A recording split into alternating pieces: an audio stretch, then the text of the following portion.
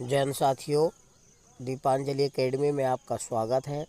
आज हम general science के कुछ महत्वपूर्ण प्रश्न बताएंगे जो आगामी परीक्षाओं की दृष्टि से बहुत महत्वपूर्ण है। आप डेली सुबह मॉर्निंग में अपना टारगेट फिक्स करिए कि आज हमें इतना तैयार करना है, इतना पढ़ना है और सारा दिन उस पर फोकस करिए। ऐसा अगर आप डेली करते हैं तो यकीन मानिए आपकी तैयारी बहुत अच्छी हो जाएगी और आप हर एग्ज़ाम फाइट करने लगेंगे। इसलिए हम कहते हैं कर दिखाओ कुछ ऐसा कि सब करना चाहे आप जैसा ना। अब देखिए पहला क्वेश्चन, पानी का अधिकतम घनत्व किस तापमान पर होता है। कहने का मतलब ये पूछ रहा है कि पानी का घनत्व अधिकतम कितने तापमान पर होता है। तो ध्यान रखना, ये अक्सर पूछा जाता है कि पानी का अधिकतम घनत्व किस तापमान पर होता है। तो 4 डिग्री सेंटीग्रेड पर होता है, ध्यान रखना। जबकि वो सेल्सियस में पूछे तो 4 सेंटीग्रेड पर, और अगर केल्विन में पूछता है तो 277 केल्विन पर होता है पानी का अधिकतम घनत्व। तो इसका राइट आंसर हो जाएगा, तो 4 सेल्सियस तो दिया नहीं है, 277 दिया है, तो इसका राइट आंसर हो जाएगा डी। ठीक है, तो राइट आंसर कौन होगा? डी, 277 केल्विन होता है अगर केल्विन में पूछे। अगला क्वेश्चन है, निम्नलिखित में से किस पदार्थ में कैल्शियम विद्यमान है। तो ये जो पदार्थ दिए इनमें से कैल्शियम किस में है। तो देखिएगा, चीनी मिट्टी, कोरंडम, जिप्सम, टाल्क। तो देखिए जिप्सम में कैल्शियम होता है। जिप्सम का फार्मूला होता है CaSO4, ठीक है, इंटू 2H2O। इसको कापर सल्फेट बोला जाता है। तो ये कैल्शियम Ca, ये है कैल्शियम, तो इसमें कैल्शियम विद्यमान है, तो इसका राइट आंसर हो जाएगा सी। अगला है, निम्नलिखित में से कौन सा सही सुमेलित नहीं है, बताना है। तो देखिए जो सिल्वर ब्रोमाइड है, सिल्वर ब्रोमाइड का उपयोग होता है फोटोग्राफी में, तो यही सही नहीं है, ध्यान रखना। सिल्वर ब्रोमाइड का उपयोग किया जाता है फोटोग्राफी में, और ये लिखा है कृत्रिम प्रकाश संश्लेषण में, तो रॉन्ग है। सिल्वर आयोडाइड का उपयोग किया जाता है कृत्रिम वर्षा कराने में सिल्वर आयोडाइड का प्रयोग किया जाता है, ध्यान रखिएगा। लिथियम बाइकार्बोनेट प्रयोग गठिया के उपचार में किया जाता है। लिथियम बाइकार्बोनेट जो होता है उसका उपयोग गठिया के उपचार, जब गठिया रोग हो जाता है, गांठों में दर्द होता है, ठीक है, इसको गठिया का रोग बोला जाता है, तो सोडियम बाइकार्बोनेट का प्रयोग किया जाता है। अगला है दुधिया मैग्नीशिया। तो दुधिया मैग्नीशिया का उपयोग प्रति अम्ल के लिए किया जाता है, ध्यान रखिएगा, ठीक है। तो इसका राइट आंसर हो जाएगा पहला ए। अगला क्वेश्चन है, बॉक्साइट अयस्क है लोहे का, एल्यूमिनियम का, तांबे का, सोने का। तो बॉक्साइट अयस्क होता है जो एल्यूमिनियम का होता है, एल्यूमिनियम। इसका राइट आंसर बी हो जाएगा, ठीक है। इसका बॉक्साइट का फार्मूला होता है Al2O3 इंटू 2H2O, ठीक है। इसका राइट आंसर हो जाएगा। तो बॉक्साइट का एक्स कौन होता है? एल्यूमिनियम होता है। बहुत पूछा जाता है, कई बार ये पूछा गया क्वेश्चन। अगला क्वेश्चन है, अम्ल और क्षारकों की प्रबलता निर्भर करती है किस पर। तो अम्ल और जो क्षारक होते हैं उनकी प्रबलता उनके आयनन पर निर्भर करती है, ठीक है, आयनन की मात्रा पर। तो ये इसका राइट आंसर ए हो जाएगा, आयनन की मात्रा पर। अगला है, निम्नलिखित में से ऊष्मा का सर्वाधिक उत्तम चालक कौन होता है। तो देखिए ऊष्मा का सबसे सुचालक चांदी होती है, ठीक है। तो इसमें चांदी तो ऑप्शन दिया नहीं है। पारा भी विद्युत का सुचालक होता है ऊष्मा का, तो इसका राइट आंसर हो जाएगा बी, ठीक है, पारा हो जाएगा ऊष्मा का सर्वाधिक उत्तम चालक। इसका प्रतीक होता है Hg, ठीक है। और पारे का एक्स होता है सिनेबार। क्या होता है? सिनेबार। ये पूछा गया है कई बार, ध्यान रखिएगा। तो इसका राइट आंसर हो जाएगा, सर्वाधिक ऊष्मा का चालक कौन सा है? पारा। अगला क्वेश्चन है, एक विलयन लाल लिटमस को नीला कर देता है, तो विलयन का पीएच मान कितना है। तो विलयन का पीएच मान कितना होता है? 1 होता है। तो 1 विलयन लाल लिटमस को जब नीला करता है तो उसका पीएच मान 1 होता है, ध्यान रखना। और उदासीन विलयन का पीएच मान कितना होता है? 7 होता है। अब क्षारीय विलयन का पीएच मान कितना होता है? तो 7 से अधिक होता है, ध्यान रखना। क्षारीय का क्या होता है? 7 से अधिक। और अम्लीय का होता है कितना? 7 से कम होता है, ध्यान रखना। 7 से क्या होता है? कम होता है। तो उदासीन विलयन का पीएच मान कितना होता है? 7। और क्षारीय विलयन का पीएच मान कितना होता है? 7 से अधिक। और अम्लीय विलयन का पीएच मान होता है 7 से कम, यानी कि 6.9 तक होता है। ठीक है। अब अगला क्वेश्चन है, कार्बन की मात्रा अधिकतम होती है। तो कार्बन की मात्रा किस में अधिक होती है? तो देखिए, ढलवां लोहा में कार्बन की मात्रा सबसे अधिक होती है, पिटवा लोहा में कार्बन की मात्रा सबसे कम होती है, ध्यान रखिएगा। ठीक है। और ये पूछा जाता है कि कार्बन का सबसे शुद्ध रूप कौन होता है? तो ढलवां लोहा होता है। और कार्बन का सबसे शुद्ध रूप कौन होता है? पिटवा लोहा। लोहे में अगर पूछा जाए, ध्यान रखना। ठीक है। तो पिटवा लोहे में कार्बन की मात्रा सबसे कम होती है, ढलवा लोहे में सबसे अधिक होती है। तो इसका राइट आंसर ए हो जाएगा। अगला क्वेश्चन है, जंग रहित लोहा बनाने में प्रयुक्त होने वाली महत्वपूर्ण धातु कौन सी है? तो जंग रहित लोहा बनाने में प्रयुक्त होने वाली महत्वपूर्ण धातु, ध्यान रखना, क्रोमियम होती है। क्या होती है? क्रोमियम। इसका प्रतीक Cr होता है, क्योंकि जो लोहा होता है, लोहा के बने हुए औजार होते हैं, उसमें क्रोमियम की पॉलिश कर दी जाती है। ठीक है। और ये क्रोमियम मिलाया जाता है, जिससे क्या होता है? लोहे में जंग नहीं लगता। तो लोहे को जंग रहित बनाने के लिए क्या है, किस धातु का प्रयोग किया जाता है? क्रोमियम का। ठीक। अगला है, निम्नलिखित में से मिश्र धातुओं में से किसे अमलगम कहते हैं? तो वह कौन सी धातु है जो अमलगम बनाती है? ऐसा भी पूछा जाता है। तो ध्यान रखना, पारा एक ऐसी धातु है जो किसी के साथ अमलगम बनाता है। तो अगर अमलगम शब्द आता है, तो जिसके साथ पारा लिखा हो Hg, वो हमेशा अमलगम बनाता है। तो देखिए, इसका राइट आंसर हो जाएगा पाराजस्ता। इसके साथ पारा है, पारा का मतलब पारद, या इसी को मरकरी बोला जाता है। इसका प्रतीक होता है Hg, ध्यान रखना। तो पारा धातु अमलगम बनाता है, ध्यान रखना।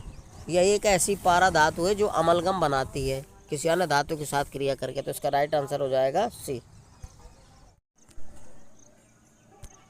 अगला क्वेश्चन है, पानी का अधिकतम घनत्व किस ताप पर होता है? ये अक्सर पूछा जाता है, बहुत पूछा जाने वाला क्वेश्चन है। तो पानी का अधिकतम घनत्व, ध्यान रखना, 4 सेल्सियस पर होता है। इसका राइट आंसर डी हो जाएगा। अगर केल्विन में दिया हो, केल्विन में पूछा जाए, केल्विन में 277 होता है, ध्यान रखना। तो 400 सेल्सियस दिया है, तो पहले यही करेंगे अगर। ठीक है। अगर 477 केल्विन दिया होता तो वो वाला सही करते। तो इसका राइट आंसर सी हो जाएगा। अगला है, निम्न में से कौन सा सबसे अधिक श्यान है? तो देखो, कुछ ऐसे पदार्थ होते हैं जिनकी श्यानता अधिक होती है, यानी कि जो गाढ़े द्रव होते हैं, जो गाढ़े द्रव होते हैं, जो फैलते नहीं है डालने पर, तो वो उनकी श्यानता सबसे अधिक होती है। तो देखो, अल्कोहल पतला होता है द्रव, पानी पतला होता है, शहद जो गाढ़ा द्रव होता है। ठीक है। गैसोलीन भी, तारकोल पतला होता है। तो शहद जो होती है, शहद की श्यानता सबसे अधिक है। तो इसका राइट आंसर हो जाएगा सी, ध्यान रखना। जो द्रव कैसे होते हैं, यानी कि गाढ़े होते हैं, उनकी श्यानता सबसे अधिक होती है। तो शहद गाढ़ा होता है, इसलिए इसकी श्यानता अधिक होती है। तो इसका राइट आंसर सी हो जाएगा, ध्यान रखिएगा। अगला क्वेश्चन है, बुलेट प्रूफ पदार्थ बनाने के लिए निम्नलिखित में से कौन सा बहुलक प्रयुक्त होता है? ध्यान रखिएगा। तो पूछा जाता है, अक्सर पूछा जाता है कि बुलेट प्रूफ पदार्थ बनाने के लिए निम्न में से कौन सा बहुलक मिलाया जाता है या किसका प्रयोग किया जाता है? तो ध्यान रखना, पॉलीइमाइड मिलाया जाता है इसमें। पॉलीइमाइड बहुलक का प्रयोग किया जाता है बुलेट प्रूफ पदार्थ बनाने के लिए। तो इसका राइट आंसर बी हो जाएगा। ये बहुत पूछा जाता है क्वेश्चन है, ध्यान रखना। कहने का मतलब ये पूछा जाने वाला क्वेश्चन है, कई बार पूछा गया है ये। तो पॉलीइमाइड, ध्यान रखिएगा इसको। अगला क्वेश्चन है, बारूद एक मिश्रण होता है। तो बारूद जो है नाइटर, सल्फर और चारकोल का मिश्रण होता है, ध्यान रखना। बारूद जो बनाया जाता है नाइटर, सल्फर और चारकोल। ठीक है। तो इसका राइट आंसर हो जाएगा सी। अगला है, हाइड्रोक्सी समूह वाला ऑर्गेनिक अम्ल कौन सा है? तो हाइड्रोक्सी समूह वाला ऑर्गेनिक अम्ल होता है बेंजोइक अम्ल। इसका फार्मूला होता है C6H5COOH, C6H5COOH। ये बेंजोइक अम्ल का फार्मूला होता है। तो हाइड्रोक्सी समूह वाला ऑर्गेनिक अम्ल कौन सा होता है? बेंजोइक अम्ल। तो इसका राइट आंसर ए हो जाएगा। अगला क्वेश्चन है, नाखून पॉलिश परिमार्जन में क्या रहता है या क्या मिलाया जाता है? ध्यान रखना, नाखून पॉलिश परिमार्जन में क्या रहता है? तो एसीटोन होता है। क्या? एसीटोन। तो इसका फार्मूला होता है CH3COCH3। ध्यान रखना, नाखून पॉलिश बनाने में, नाखून वाली जो लेडीज लगाती है नाखून वाली पॉलिश में, उसमें क्या मिला होता है? तो एसीटोन होता है, ध्यान रखना। इसका राइट आंसर ए हो जाएगा। अगला क्वेश्चन है, 3 रंग मूल रंग हैं, ये कौन से है? यानी कि तीन जो प्राथमिक रंग होते हैं वो कौन कौन से होते हैं, जिन्हें जो मूल रंग के नाम से जाने जाते हैं। तो तीन मूल रंग होते हैं जिन्हें प्राथमिक रंग भी कहते हैं। वो होता है पीला, हरा और लाल। ध्यान रखना, पीला, हरा, लाल। तो इसका राइट आंसर हो जाएगा बी। तो नीला, हरा, लाल कौन रंग होते हैं? मूल रंग होते हैं। अगला है, एक इलेक्ट्रॉनिक पुंज को फास्फोरस कोटेड पर्दे पर फोकस कर प्रतिबिंबों को पर्दे पर जनित करना क्या कहलाता है? तो रोस्टर स्कैन कहलाता है। इसका राइट आंसर हो जाएगा सी। ध्यान रखना, रोस्टर स्कैन कहलाता है। अगला, खोजी बत्ती में दर्पण जो प्रयुक्त होता है वो कौन सा होता है? यानी कि खोजी बत्ती में जिस दर्पण का प्रयोग किया जाता है उसे क्या कहते हैं? तो नतोदर दर्पण होता है। ध्यान रखना, इसी को अवतल दर्पण, अपसारी दर्पण भी कहा जाता है। नतोदर दर्पण क्या होता है? एक अवतल दर्पण होता है जिसको बोला जाता है अभिसारी दर्पण भी कहा जाता है। ध्यान रखना। तो खोजी बत्ती में किस दर्पण का प्रयोग किया जाता है? नतोदर दर्पण, जिसको अवतल दर्पण या अभिसारी दर्पण भी कहा जाता है। इसका राइट आंसर ए हो जाएगा। अगला क्वेश्चन है, निम्न रंगों में विषम को पहचानिए।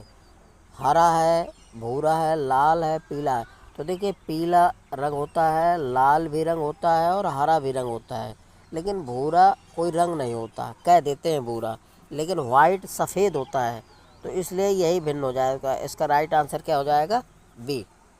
एक रंगीन टेलीविज़न में तीन आधारभूत रंगों के मिश्रण से रंग बनते हैं, तो वे कौन से रंग हैं? टेलीविज़न में किन रंगों का प्रयोग किया जाता है, ये अक्सर पूछा जाता है। तो लाल, हरा और नीला, ये तीन रंग हैं जो लाल, हरा और नीला, जिनका प्रयोग टेलीविज़न में किया जाता है। तो इसका राइट आंसर भी हो जाएगा। अगला, अंतरिक्ष यात्री को आकाश का रंग कैसे दिखाई देता है? तो एक अंतरिक्ष यात्री को आकाश काला दिखाई देता है। तो इसका राइट आंसर सी हो जाएगा। ध्यान रखना।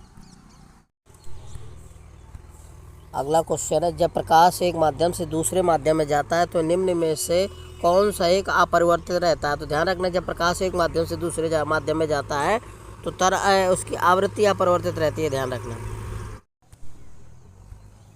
अगला क्वेश्चन है, जब प्रकाश एक माध्यम से दूसरे माध्यम में जाता है तो निम्न में से कौन सा एक अपरिवर्तित रहता है? तो जब प्रकाश एक माध्यम से दूसरे माध्यम में गुजरता है तो ये ध्यान रखना, उसकी आवृत्ति अपरिवर्तित रहती है, आवृत्ति में कोई परिवर्तन नहीं होता। इसका राइट आंसर डी हो जाएगा। अगला है, प्रकाश की गति किसके बीच में जाते हुए न्यूनतम होगी?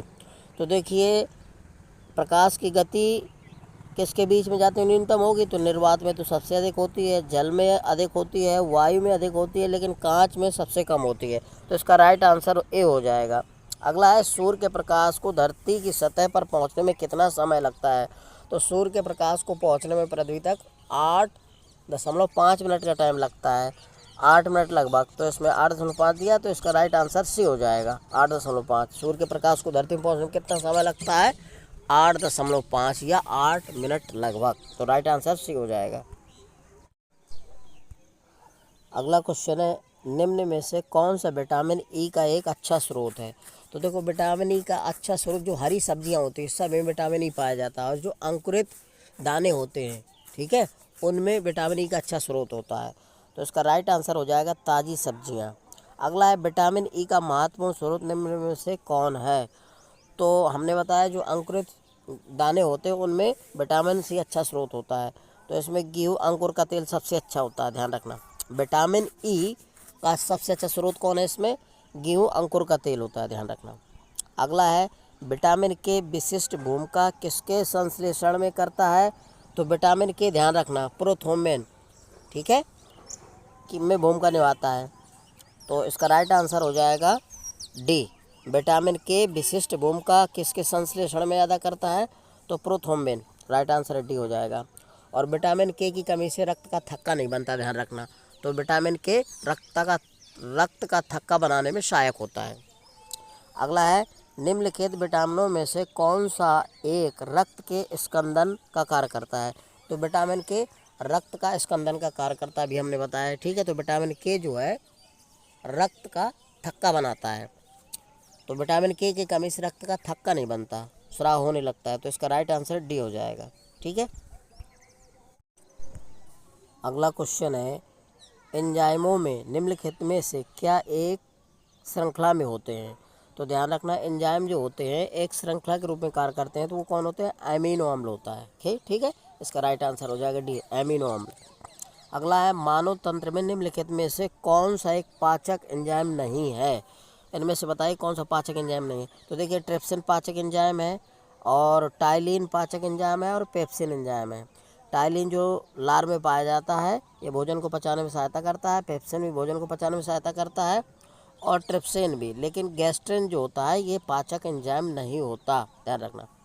ठीक है, अगला है, तो इस गैस्ट्रिन, इसका राइट आंसर क्या हो जाएगा? बी हो जाएगा। अगला क्वेश्चन है, लार किसके पाचन में मदद करता है? तो स्टार्च, मंड जो होता है, मंड स्टार्च जो कार्बोहाइड्रेट होता है, उसके पाचन में सहायता करता है लार, ध्यान रखना। तो इसका राइट आंसर बी हो जाएगा। अगला है, शरीर के किस भाग में पित्तरस का उत्पादन होता है?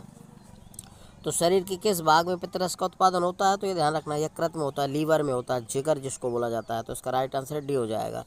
तो पित्तरस का उत्पादन कहाँ होता है? यकृत में, लीवर। राइट आंसर है डी। अगला है, पित्तरस जमा कहाँ होता है? तो पित्तरस, ध्यान है, पित्ताशय की थैली होती है, पित्ताशय में जमा होता है। पित्तरस कहाँ जमा होता है? पित्ताशय में। तो इसका राइट आंसर ए हो जाएगा। ठीक है।